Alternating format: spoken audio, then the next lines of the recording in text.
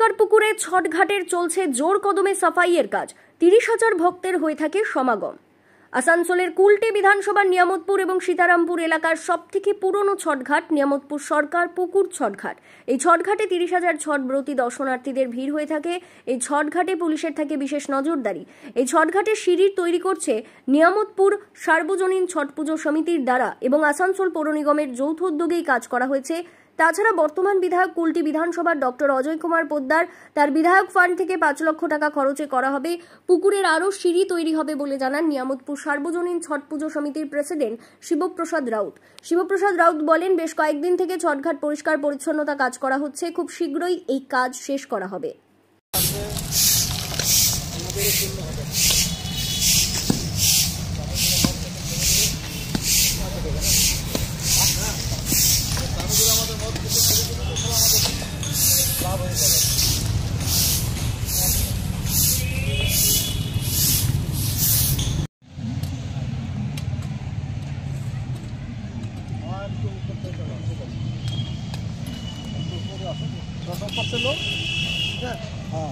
उतना नहीं हाँ और नीचे हाँ बस वही लेवल से मतलब खाली हाँ आप फोटो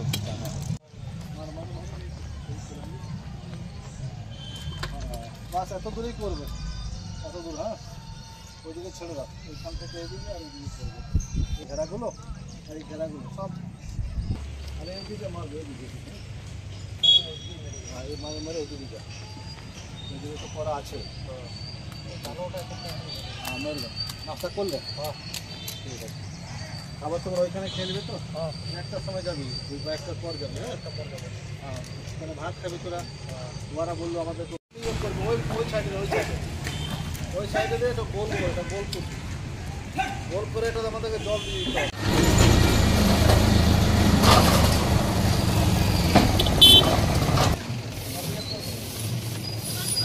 জোড়ো করে এরকম নিয়ে পরে জোড়ো করবে।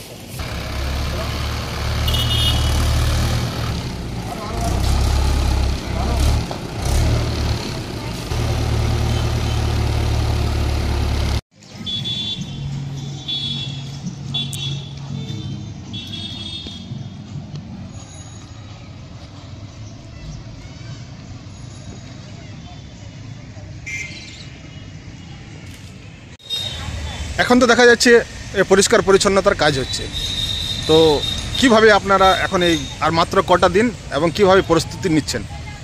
না, আমরা এটা প্রস্তুতিটা আমরা এখন থেকে নিচ্ছি না, আমরা এটা দুর্গা পুজোর আগে থেকে শুরু করেছি। দুর্গা পুজোর আগে থেকে আমাদের লেবারগুলো সব এখানে কাজ করছে, আমরাও কাজ করছি।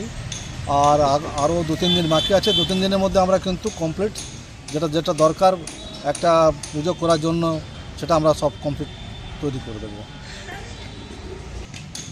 বাকি বলতে মোটামুটি আমাদের 80% কাজ শেষ, মানে 90 পর্যন্ত শেষ। আরও 10% কাজ আছে যেগুলো সামান্য বাকি আছে, সেগুলো আমরা আগামী 2 দিনের মধ্যে সব শেষ করে দেবো। আমরা মানে প্রস্তুতিগুলো শেষ হয়ে যাবে সব। এখানে তো বহু ভক্তের সমাগম হয়ে থাকে, বহুত নিয়ামতপুরে সব থেকে বেশি এখানে ভিড় হয়।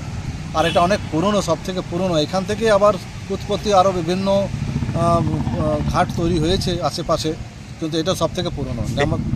এই পুকুর ঘাটের কি নাম? এটা নিয়ামতপুর শিব মন্দির ছটঘাট, সূর্য মন্দিরের কাছে ছটঘাট। এটা সামনে সূর্য মন্দির আছে। এখানে কত বছর থেকে এই পুকুরে ছট পুজোটা হয়ে আসছে?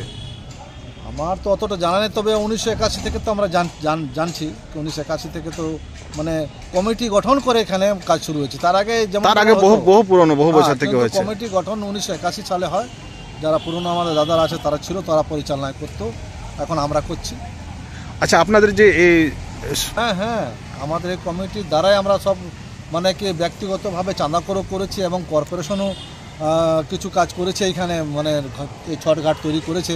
এবং আগামী দিনেও আমরা আবেদন করেছিলাম, মেয়র সাহেব প্রতিশ্রুতি দিয়েছেন কি আরও 200 ফুট আমরা আগামী বছরই করব আমরা।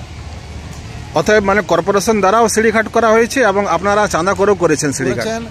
আর বলে দিয়ে মানে যে বর্তমান বিধায়ক আছে উনিও 5 লাখ টাকা দিয়েছেন আমাদেরকে ঘাট তৈরি করার জন্য।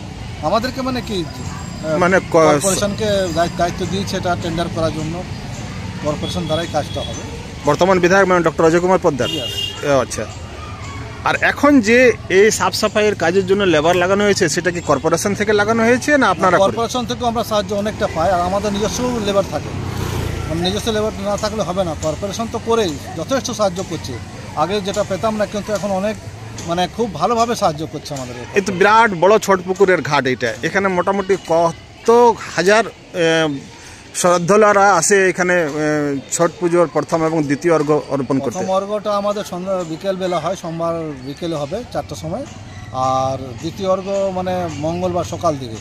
তো সন্ধ্যাবেলা তো সমাগম হয়ই, প্রায় 30-40 হাজার লোক মানে জড়ো হয়ে যায়, আর সকাল দিকে তো আরও বেশি। এই জন্য কি যতক্ষণ না সূর্য উদয় হবে, সূর্য ভগবানের উদয় হবে, ততক্ষণ পুজো হবে না, আর ততক্ষণ মানুষ অপেক্ষা করে থাকে, তখন ভিড়টা আরও বেশি দেখায় আমাদেরকে সকালবেলা। মোটামুটি 25 থেকে 30 হাজার ভক্ত সমাগম হয়? একদম বেশি। আপনার নাম এবং পরিচয়? আমার নাম শিবপ্রসাদ রাউত, ডাক নাম চুনচুন রাউত, একজন সমাজসেবী, প্রাক্তন কাউন্সিলর আছি, আর এই কমিটি থেকে 2001 সাল থেকে যুক্ত আছি। ধন্যবাদ।